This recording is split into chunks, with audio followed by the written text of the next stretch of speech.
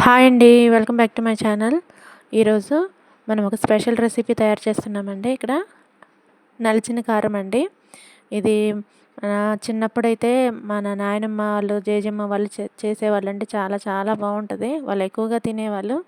ఇప్పుడు మనకి ఎప్పుడైనా నోటికి ఏం తినాలనిపించినప్పుడు, నోరు బాగాలేనప్పుడు ఇట్లాంటివి ట్రై చేస్తే చాలా బాగుంటుందండి. ఇక్కడ నేను ఒక 20 దాకా ఎండుమిర్చి తీసుకున్నాను. ఒక టొమాటో, కొంచెం చింతపండు, 4, 5 వెల్లుల్లి రెబ్బలు, ఒక ఉల్లిపాయ తీసుకున్నాను. వీటిని తొడిమ ఉంచుకోవాలండి. ఫస్ట్ తొడిమలు తీసివేయకూడదు. ఎందుకంటే ఈ విధంగా నిప్పు మీద కాల్చాలన్నమాట వాటిని. ఈ విధంగా 2 సైడ్లు కాల్చుకున్న మిరపకాయలన్నిటిని తర్వాత మనం తొడిమ అనేది తీసేయచ్చు అనమాట.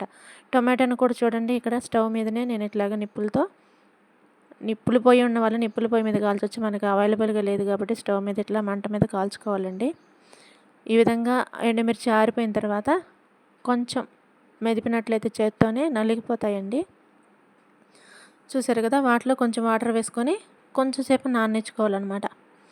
చింతపండును కూడా కడిగి శుభ్రంగా నానబెట్టుకోవాలి. ఈ విధంగా 10 నిమిషాలు నానిన తర్వాత అండి, ఆ వాటర్ అన్నీ పక్కన ఒక బౌల్లో పోసేసుకొని వట్టి మిరపకాయలు తీసుకొని అందులో చింతపండు, వెల్లుల్లి, తగినంత ఉప్పు వేసుకొని ఈ విధంగా పప్పు గుత్తితో మ్యాష్ చేసుకోవాలి.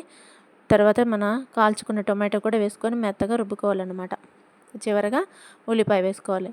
కరివేపాకు కూడా వేస్తారండి. చూసారు కదా, చాలా మెత్తగా అయిపోయింది. అంటే మరీ మెత్తగా కాదండి, అక్కడక్కడ మిరపకాయలు తగులుతూ ఉంటే చాలా బాగుంటుందన్నమాట. పుల్ల పుల్లగా టేస్ట్గా అనిపిస్తుంది అన్నమాట. చాలా బాగుంటుంది. తప్పకుండా ట్రై చేయండి. ఇది రాగి సంకటిలో కూడా చాలా బాగుంటుందండి.